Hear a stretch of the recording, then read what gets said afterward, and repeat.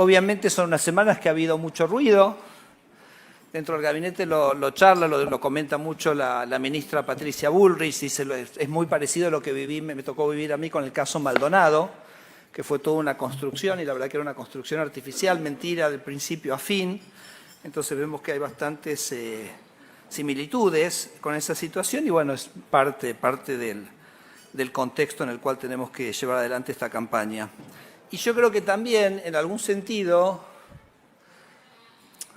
es una muestra de que Javier Milei es el primer desafío real a un sistema que se montó en Argentina, que lo llama el sistema de las castas, que tiene, por supuesto, muchas vertientes, pero que obviamente tiene una vertiente fundamental en la casta política y que se siente por primera vez amenazada de una manera real. Entonces me parece que lo que tenemos acá es básicamente una reacción de ese sistema de 50 años, porque, repito, Javier es el primer desafío real que este sistema está enfrentando mucho tiempo. Yo lo he mencionado muchas veces, es un sistema que para mí terminó de consolidarse jurídicamente por allá por el gobierno de Onganía, empezó a crear una serie de instrumentos legales que crearon este sistema de castas, de privilegios, etcétera, que después ya fue muy difícil desarmar.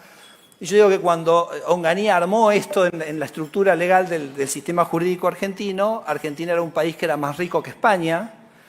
De hecho, cuando yo nací, Argentina era un país más rico de España. De hecho, yo tenía 10 años y Argentina seguía siendo un país más rico de España. Así que ha sido una estructura que verdaderamente nos metió en 40, 50 años de decadencia. Hoy nuestro ingreso per cápita no es comparable con el de España. Y hay un número que para mí es casi, diría, el determinante, el más representativo de todo lo que estamos viviendo, y es que en los 10 años previos a la llegada de Javier Milei a la presidencia, se fueron del país 2 millones de argentinos. Y los que se fueron primordialmente nuestros jóvenes, ¿no? Se fueron los jóvenes de los hijos de la gente más desfavorecida de la sociedad, se fueron los hijos de la clase media, se fueron los hijos de las clases más pudientes. Seguramente cada uno de ustedes podrá decir si tiene algún hijo que está viviendo afuera del país o no. Y eso para mí es la representación más cabal de ese sistema de castas que después de 50 años nos dejó con 70% de los niños en la pobreza, 50% de pobres y nuestros jóvenes emigrando. No sé si vieron la película de Francella, pero hay una escena que se llama Ezeiza. Son unos padres, son 16, así que no es un gran spoiler lo que les voy a hacer si no la vieron, pero es una escena de los padres llevando a su hija que se iba a Ezeiza y hay una escena muy impactante cuando ellos vuelven, porque ellos vuelven en el auto y entonces la cámara se levanta y ellos están volviendo a Argentina y la autopista de la gente que sale está totalmente llena de autos, ¿no? Entonces me parece que ese sistema de castas nos dejó en ese lugar, como digo yo, nos dejó básicamente con las perspectivas de ver crecer a nuestros nietos por Zoom, y ese es el cambio que Argentina decidió hacer en el año 2023, y ese sistema que había generado esa catástrofe es la que hoy está peleando por su supervivencia y por eso no nos extraña lo que estamos viviendo. Pero sacando ese ruido, ¿qué es lo que hay por detrás de ese ruido? ¿Cuáles son algunos de los logros que este gobierno hizo en este escaso menos de 2 años de gestión? Bueno, 12 millones de argentinos salieron de la pobreza. En cualquier país del mundo las elecciones serían un game over, ¿correcto? Si vos tenés un gobierno que en 1 año y medio saca a 12 millones de argentinos de la pobreza o ese porcentaje de la población, me parece que no habría mucho más que decir.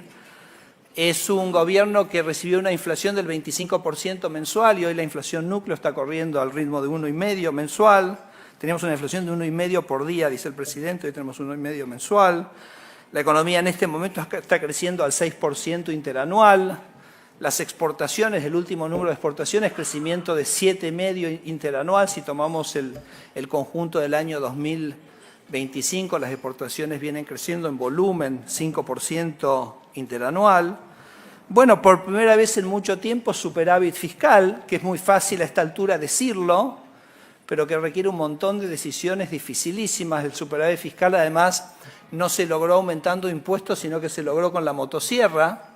La motosierra es la baja de gastos, y la baja de gastos permite bajar impuestos, ¿no? ¿Cuál fue el primer impuesto más importante que bajó el gobierno el año pasado es el impuesto inflacionario, porque ese gasto se financiaba con emisión monetaria y eso es inflación. Y esa baja de la inflación es la que justamente lo que permitió que todos estos argentinos salieran de la pobreza, porque la inflación, sabemos, es un impuesto oculto, es un impuesto absolutamente inconstitucional, es un impuesto no legislado, que sobre todo lo pagan los más pobres de la sociedad. Entonces, eso realmente fue un cambio. Nosotros decimos la motosierra es lo que permitió que salieran los argentinos a la pobreza, pero también a partir de eso hemos bajado otros impuestos, hemos bajado retenciones, hemos bajado el impuesto país, y esa progresiva baja de la carga tributaria es lo que explica por qué hace 10, 12 meses los salarios reales vienen creciendo sostenidamente. Así que me parece que no es poca cosa. Hemos dispensado de 53.000 empleados públicos, aproximadamente el 15%, sin afectar los servicios que provee el Estado, lo cual es una muestra de la cantidad de tareas innecesarias, inútiles, duplicaciones. Esos 53.000 empleados nos costaban aproximadamente 2.100 millones de dólares por año, y son impuestos que hoy no tenemos que cobrarle a los argentinos. Es decir, le volvemos a poner en el bolsillo a los argentinos 2.100 millones de dólares que pueden gastar, y por eso hoy el empleo en Argentina son más de 100.000 puestos más que cuando Javier asumió la presidencia, ¿no? Así que me parece que es importante. Se eliminó el cepo cambiario, que también era un sistema. Tenemos una banda de flotación del tipo de cambio. Cuando nosotros abrimos el cepo había como esta cierta ansiedad que el tipo de cambio se iba a 1.000. Lo que tiene de bueno el régimen de flotación es que el sistema se corrige, ya esa discusión no está más. Entonces me parece que es un progreso interesantísimo. Nosotros tenemos una medida sobre las reformas estructurales, de las cuales también habla el presidente y que son en algún sentido mi competencia, y hemos desarrollado un índice que lo que hace es cuenta, porque uno dice, ¿cómo cuenta uno las desregulaciones? Uno podría contar la cantidad de normas de desregulación o leyes que uno toca, pero por ahí uno toca una ley, que el REGINAVE, el régimen de navegación, son 800 páginas, y cuando uno reforma eso, reforma 50, 60 cosas. Entonces hemos desarrollado una metodología para contar cuántos artículos en las leyes o en las reglamentaciones hemos hecho que eliminan registros, eliminan trámites, eliminan obligaciones, etcétera, artículo por artículo.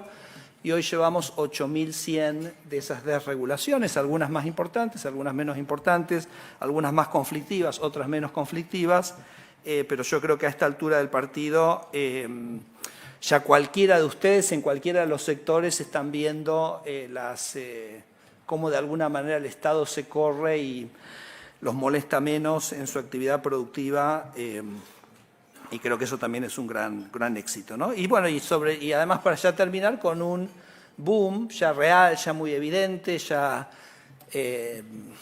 incuestionable, tanto en el sector de energía como en el sector de minería, que me parece que son cambios estructurales en Argentina. Así que esto es lo que ha hecho este gobierno en estos meses, y nosotros realmente confiamos que el argentino va a poder despejar el ruido y ver esto, porque esto es verdaderamente un cambio significativo en su calidad de vida, ¿no? Y la pregunta es, políticamente, ¿qué opciones hay? Nosotros decimos, ¿es kirchnerismo o es libertad? No hay otra cosa. Todo lo otro que te quieren vender del medio no existe. Y me parece que no hay mejor ejemplo para demostrarlo que lo que les voy a mostrar ahora. Miren, qué es lo que ha pasado en el Congreso, ¿no? Déjenme contarles lo siguiente. Ustedes saben que el Congreso a nosotros nos dio una facultad delegada. Las facultades delegadas es un instituto que está en nuestra Constitución. Acá está el doctor Lorenzetti, así que discúlpeme, doctor, si digo algo mal. Voy a estar hablando como economista, ¿ok? Sepa entenderme. Pero entiendo que la Constitución dice que las facultades delegadas solo pueden ejercerse por un tiempo determinado. Vaya, ponémelo sobre las mesas, así la gente lo ve, ¿ok? Que esté encima de la mesa, porque si no nadie lo ve en el piso, por favor.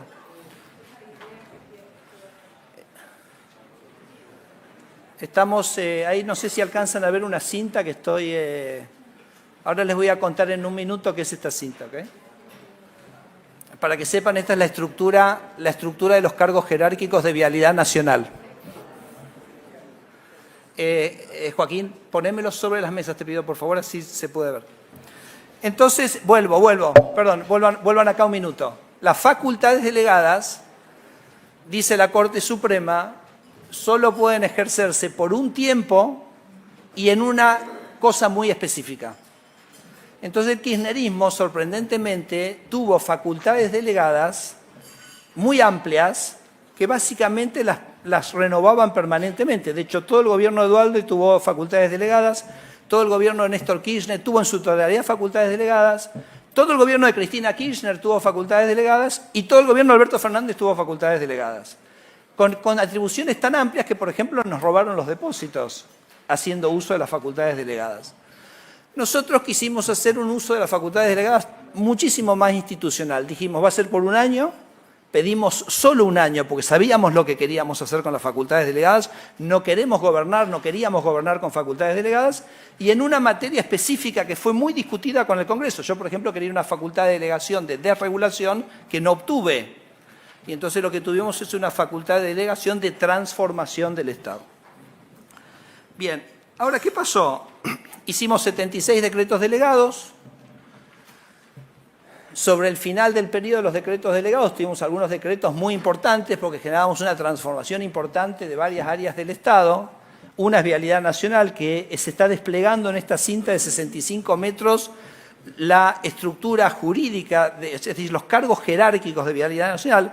Piensen que Vialidad Nacional tiene 5.000 empleados, básicamente cuida 20.000 kilómetros de los 840.000 kilómetros de la ruta vial, de la red vial argentina, 20.000 de 840.000. Para esos 20.000 kilómetros tiene 5.000 empleados, pero 1.500 son puestos jerárquicos que están en esa cinta, está cada uno de los puestos, y 1.500 son delegados gremiales. O sea, es una organización donde no labura nadie, porque hay 1.500 que son gremialistas y 1.500 que son capangas, ¿ok? Y entonces, por eso las rutas también están como están y por eso ahí se va el dinero de las rutas. Pero pasa una cosa bastante extraordinaria, que es que el Congreso decidió que iba a derogar esos decretos delegados, que es la primera vez en la historia de nuestra democracia que el Congreso decide rechazar un decreto delegado. Recuerden, hicieron decreto delegado para sacarnos nuestros depósitos, ¿eh? No, a nadie le pareció interesarle eso, pero ahora sí queremos darle transparencia a Vialidad Nacional, teniendo una expresidenta presa en una causa que se llama Vialidad, porque Vialidad el problema que tiene es que se audita a sí mismo. Entonces nosotros lo que queríamos era sacar la auditoría de Vialidad de un organismo independiente para evitar la corrupción en Vialidad y tercerizar el mantenimiento, porque estudiamos los 350 campamentos de Vialidad y vimos que en los campamentos tercerizados que tiene Vialidad el costo es la mitad que si lo hace Vialidad mismo. Eso no, se ofendieron y dijeron que no. Ahora, no sé ni siquiera si se ofendieron, porque no nos llamaron para que expliquemos la naturaleza de los decretos delegados, no nos pidieron los informes técnicos para leerlos. Estoy seguro que ningún diputado o senador leyó los informes técnicos extensísimos que justificaban el decreto delegado, que, repito, emitido dentro de la competencia que nos había dado el Congreso, en el tiempo que nos había dado el Congreso. Bien. Pero bueno, ¿es el juego de la democracia? Dicen que no, listo, es así. La democracia es así, la democracia es un sistema con resortes, y son resortes institucionales como para que la sociedad pueda ir procesando los cambios. Siempre el Ejecutivo es el que empuja los cambios y después tenés los otros resortes institucionales que en algún sentido tratan de generar una visión, si se quiere, más amplia del tema. Entonces, pero lo que sí me resulta muy llamativo es lo que hizo el Congreso. Porque el Congreso derogó los decretos delegados, pero no instauró nuevamente la normativa. Entonces, por ejemplo, si leo a Marienhoff, dice, la abrogación de una norma abrogante no tiene la función de volver a su anterior estado a la norma abrogada por esta última.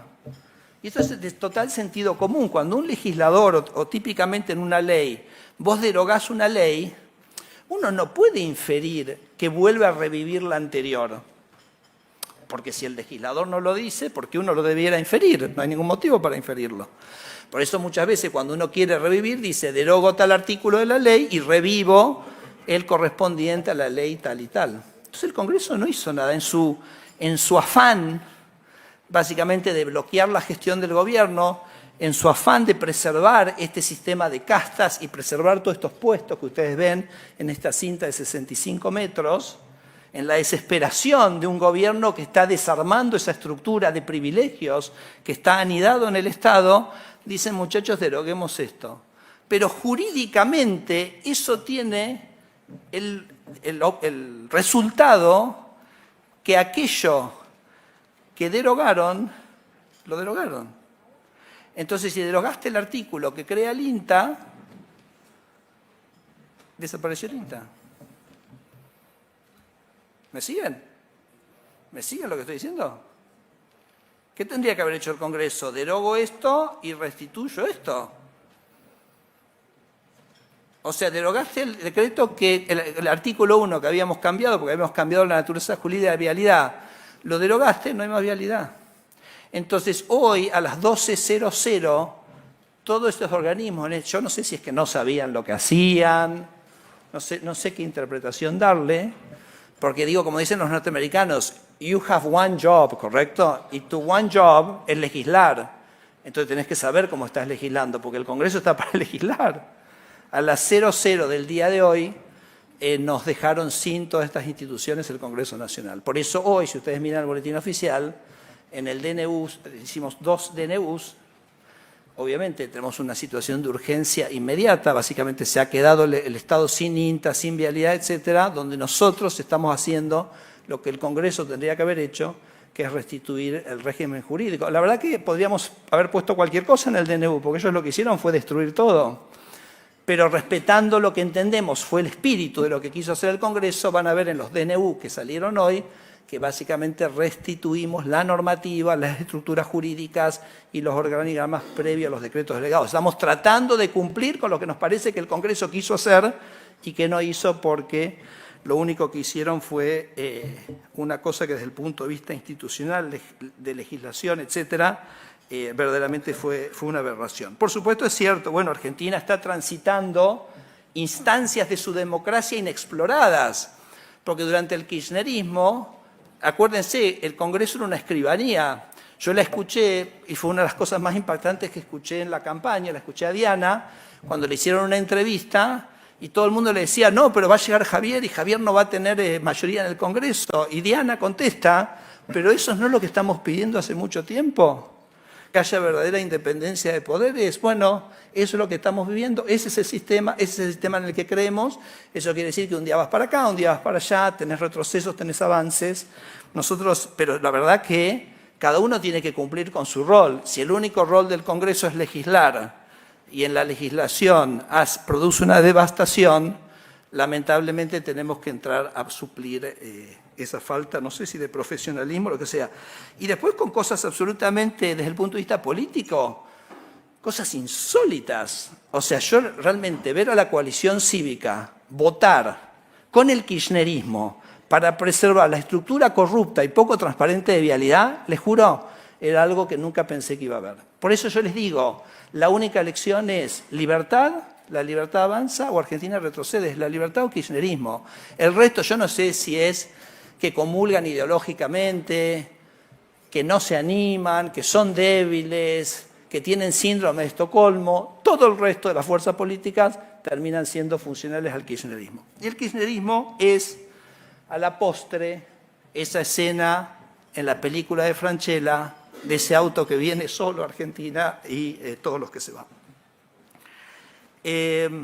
Entonces yo por ahí termino ya con esa interpelación, ¿no? Hay mucha gente que, nada, vivió dentro del sistema, le fue bien dentro del sistema, mira para el otro lado.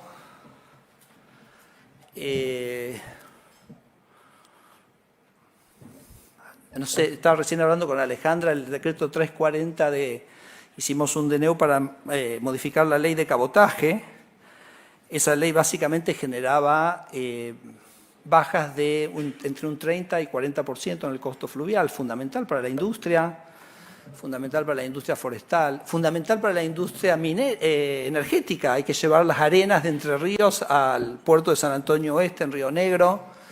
Fíjense que, por ejemplo, los ensambladores de Tierra del Fuego, para mandar sus productos de Tierra del Fuego a Buenos Aires, lo hacen en camión, 3.000 kilómetros. y ensamblan en un puerto. Entonces fíjense la locura que tiene que ser las tarifas de cabotaje, que mandas en camión 3.000 kilómetros en vez de, estando en un puerto, subirla en un barco y llevarla a Buenos Aires.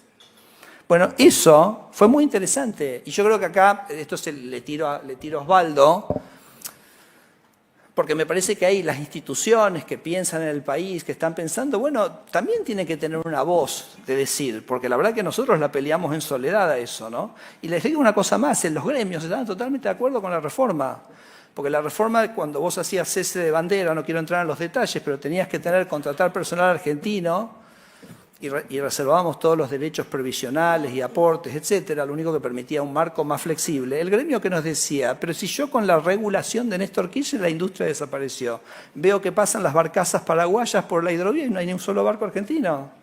Yo con gremio me quedé sin afiliados, entonces me tengo que dar cuenta que para que esta industria cambie tengo que cambiar. Y en realidad el que la bloqueó a la reforma, el que hizo lobby, fue la única empresa que había quedado funcionando, fue un empresario.